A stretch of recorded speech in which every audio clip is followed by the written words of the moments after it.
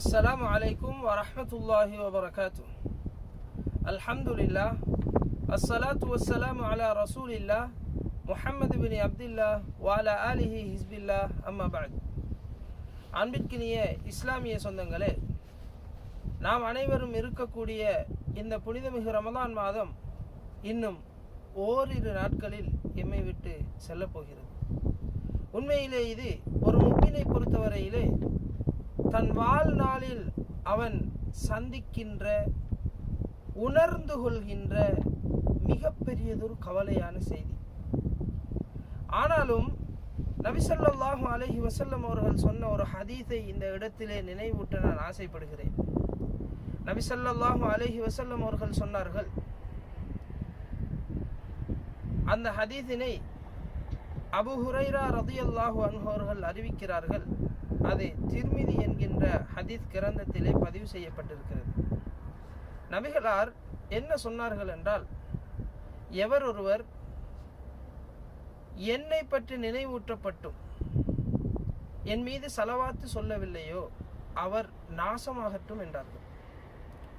நபிகளாரை பற்றி நினைவூட்டப்படுகிறது, ஆனாலும் அவர் நபிகளாருக்கு ஸலவாத்து சொல்லவில்லை என்றால் அவர் நாசமாகட்டும் என்றார்கள். இரண்டாவது நபிகளார் சொன்னார்கள், எவருக்கு ரமதான் மாதம் கிடைத்தும் அவருடைய பாவங்கள் மன்னிக்கப்படவில்லை, ஆனால் ரமதான் அவரை விட்டும் கடந்து சென்று விட்டது, இப்படியான நிலையில் ஒருவர் இருக்கிறார் என்றால் அவரும் நாசமாகட்டும் என்றார்கள்.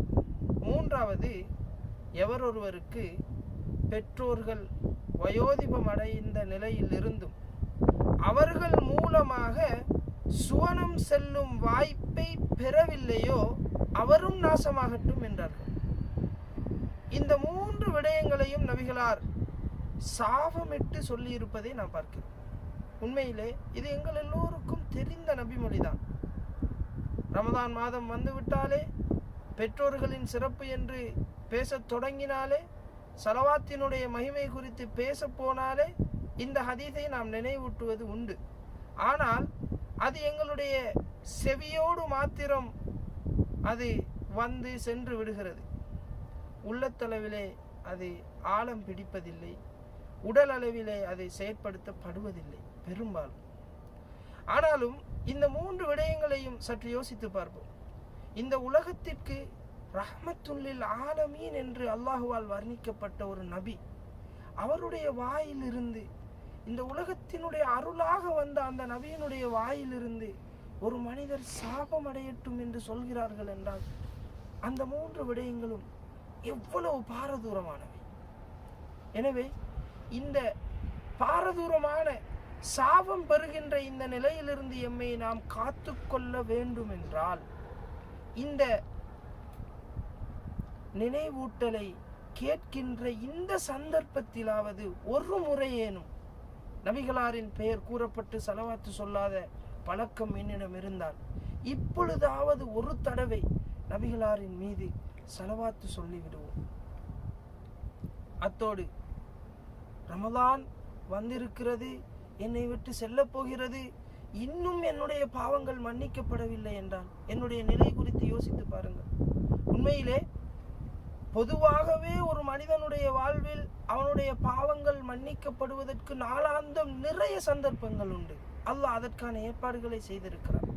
ரமலான் வந்துவிட்டால் இன்னுமே நிறைய சந்தர்ப்பங்கள், அந்த அளவு சந்தர்ப்பங்கள் இந்த ரமலானிலே ஒரு மனிதனுக்கு கிடைத்தும், அது குறித்து பேச போனால் அது பெரியதொரு பகுதி.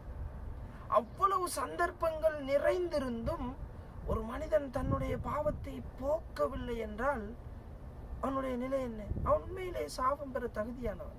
எனவே ஒரு முறையாவது அல்லாஹ்விடம் பாவ மன்னிப்பு தேடுவோம். ஒரு முறையாவது அல்லாஹ்விடம் பாவ மன்னிப்பு தேடுவோம். செய்த பாவங்கள் குறித்து தௌபா செய்து மீளுவோம். அதற்குண்டான நிபந்தனைகளை சரிவர நிறைவேற்றுவோம். அத்தோடு மூன்றாவது நபிகளார் சொன்ன பெற்றோர்கள் விடயத்தில் கவனம் எடுப்போம். உண்மையிலே இந்த உலகத்திலே நான் எத்தனை பேரினுடைய வாயிலிருந்தும் இவர் நல்ல பிள்ளை, இவர் நல்ல மனுஷன், இவர் தங்கமான மனுஷன் என்று எத்தனை பேர் எங்களை பார்த்து சொன்னாலும் என்னுடைய தாய் தகப்பனுடைய வாயிலிருந்து என்ற புள்ள நல்ல புள்ள, என்ற புள்ளன்னா எனக்கு சரியான விருப்பம் இப்படின்னு வராத வரைக்கும் உண்மையிலே நான் நல்லவனா என்கின்ற கேள்வி இருந்து கொண்டே இருக்கும். இந்த நினைவூட்டலை கேட்கின்ற ஒரு பெண்ணாக நீங்கள் இருந்தால், உங்களுக்கு குழந்தை பிறந்திருந்தால், தாய் பட்ட அந்த வலியை நீங்கள் உணர்ந்திருப்பீர்கள். அதை உணர்ந்த பிறகும் தாய் குறித்த மகத்துவம் உங்களுடைய உள்ளத்திலே வரவில்லை என்றால், நீங்கள் ஒரு ஆணாக இருந்து இன்று சம்பாதித்து கஷ்டப்பட்டு உழைக்கின்ற ஒரு மனிதராக நீங்கள் இருந்தால், தகப்பன் பட்ட கஷ்டமும் சிந்திய வியர்வையும் இரத்தமும் உங்களுடைய கண்முன்னே உங்களுடைய உள்ளத்திலே இன்னும் வரவில்லை என்றால், இதன் பிறகும் நீங்கள் உங்களுடைய தாய் தந்தையர் குறித்து உங்களுடைய மனதிலே ஒரு நல்ல எண்ணத்தை ஏற்படுத்தி அவர்களுக்கான ஒரு இடம் கொடுக்கவில்லை என்றால், அல்லாஹ் எங்களை பாதுகாக்க வேண்டும்.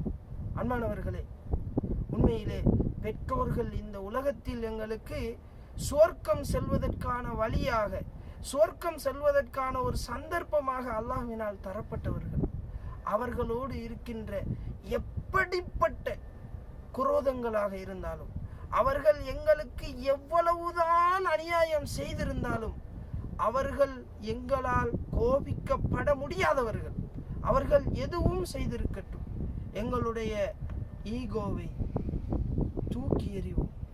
அவர்கள் முன்னால் நாங்கள் கண்ணீர் சிந்துவோம். அவர்களை இரக்க குணத்தோடு பார்ப்போம். அவர்களுடைய வாயிலிருந்து எங்களுக்கான பிரார்த்தனையை எடுப்போம். அவர்களுடைய மனதில் எங்களுக்கான ஒரு இடத்தை எடுத்துக்கொள்வோம். இல்லை என்றால் அல்லாஹ் எங்களை பாதுகாக்க வேண்டும். இந்த நினைவூட்டலை கேட்கின்ற நேரத்திலே பெற்றோர்கள் உங்களோடு இருந்தால், அல்லாஹுக்காக அவர்கள் செய்தவற்றை மறந்து அவர்களோடு சேர்ந்து கதைத்து, அவர்கள் தான் தவறு செய்திருந்தாலும் அல்லாஹுக்காக மன்னிப்பு கோருங்கள். அல்லாஹ்வின் அருளை பெறுங்கள். நீங்கள் இருக்கின்ற இடத்திலே அவர்கள் இல்லை என்றிருந்தால், அவர்களோடு தொலைபேசி மூலமாவது தொடர்பு கொண்டு அவர்களோடு சிறிது நேரம் பேசுங்கள். அவர்களுடைய முகத்திலே சிரிப்பை காணுங்கள். அவர்களுடைய குரலிலே இரக்கத்தை காணுங்கள். அன்பானவர்களே, அல்லாஹ் எங்களை பொருந்திக் கொள்ள வேண்டும். பெற்றோர்கள் இல்லை என்றிருந்தால், மரணித்திருந்தால், அவர்களுடைய மறுமை வாழ்விற்காக அல்லாஹ்விடம் அதிகமாக இறைஞ்சுங்கள். அவர்கள் உயிரோடு இருந்தாலும் அவர்களுக்காக அதிகமாக இறைஞ்சுங்கள்.